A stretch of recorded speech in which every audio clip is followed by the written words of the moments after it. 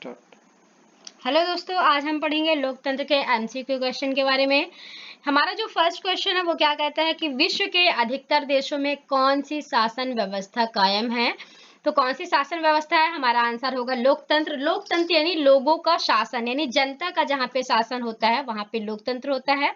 तो अधिकतम देशों में जो है वो लोकतंत्र जो है वो शासन व्यवस्था कायम है।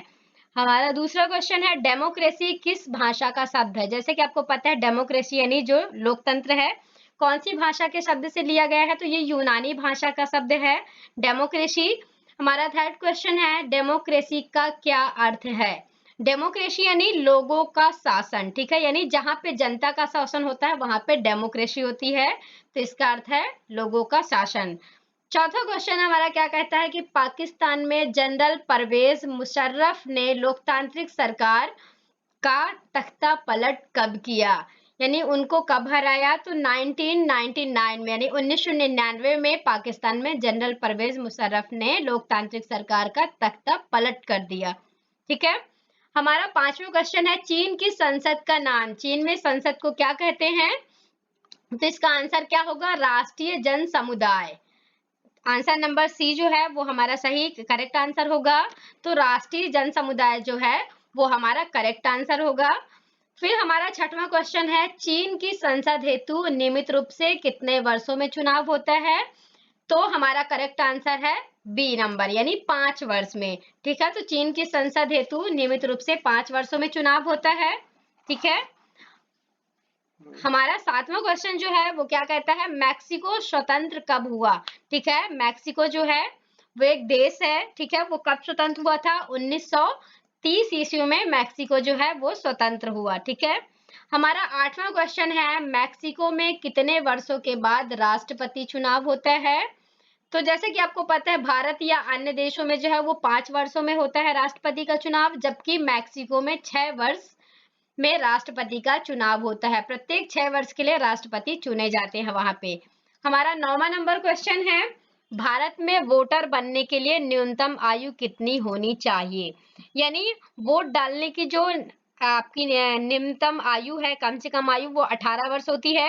18 से कम आयु का व्यक्ति वोट नहीं डाल सकता भारत में। ठीक है, तो ये हमारी न्यूनतम आयु है भारत में वोट डालने की या मतदान देने की। हमारा 10वां क्वेश्चन है अफ्रीकी देश जिम्बाब्वे जो है उसको अल्पसंख्यक गोरों यानी अंग्रेज के शासन से कब आजादी प्राप्त हुई। तो इसका आंसर होगा हमारा 1980, यानी आंसर नंबर सी 1980 में अफ्रीकी देश जो है वहां पे अंग्रेज के शासन से उसको आजादी प्राप्त हुई थी। जो हमारा क्वेश्चन नंबर 11 है वो ये है कि इनमें से कौन सी शासन प्रणाली है ज्यादा जवाबदेही वाला स्वरूप है। तो जो लोकतंत्र है, आंसर नंबर ए, वो सबसे ज्यादा जवाबदेही वाला स्वरूप है हमारी शासन प्रणाली का, क्योंकि यहाँ पे जनता का शासन होता है तो सरकार को जवाब भी जनता को ही देना होता है। ठीक है। हमारा क्वेश्चन नंबर 12 जो है यानी 12वां क्वेश्चन क्या कहता है कि लोकतंत्र की परिभाषा जनता का जनता के लिए और जनता द्वारा शासन ही है, ये किसके द्वारा कहा गया है।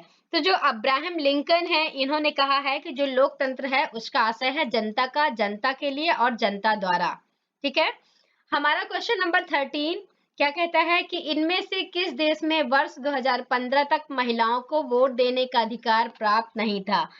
तो आंसर नंबर सी यानी सऊदी अरब में 2015 तक जो है महिलाओं को वोट देने का अधिकार प्राप्त नहीं था, क्योंकि महिलाओं को वहां की नागरिकता नहीं प्रदान की गई थी। ठीक है। फिर क्वेश्चन नंबर 14 हमारा क्या कहता है कि भारत में लोकतंत्र के मंदिर का क्या नाम है।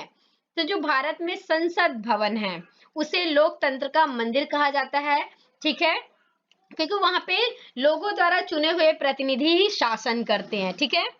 अब जो क्वेश्चन नंबर 15 है हमारा वो ये है कि इनमें से कौन सा देश है जहां चुनावों में स्थानीय लोगों की अपेक्षा भारतीय मूल के लोगों का महत्व अधिक है।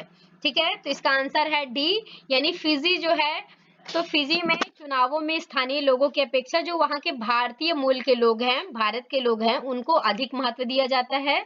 ठीक है। अब क्वेश्चन नंबर जो हमारा 16 है वो ये है कि इनमें से किस वर्ष चीन में भयंकर अकाल पड़ा था। ठीक है। तो चीन में जो है वो 1958 से 1961 के बीच बहुत ही ऐसा समय था जिस समय वहां पे अकाल पड़ा हुआ था, बहुत ही समस्याओं से घिरे हुए थे वहां के लोग। अब क्वेश्चन नंबर 17 हमारा क्या कहता है कि इनमें से कौन सा देश है जिसमें अब तक फौजी शासन या तानाशाही शासन नहीं आई है। तो जो मैक्सिको है, मैक्सिको में अभी तक जो है फौजी शासन या तानाशाही का शासन नहीं आया है। ओके। अब क्वेश्चन नंबर 18 जो है वो हमारा वो क्या कहता है कि भारत में चुनाव का संचालन इनमें से कौन करता है।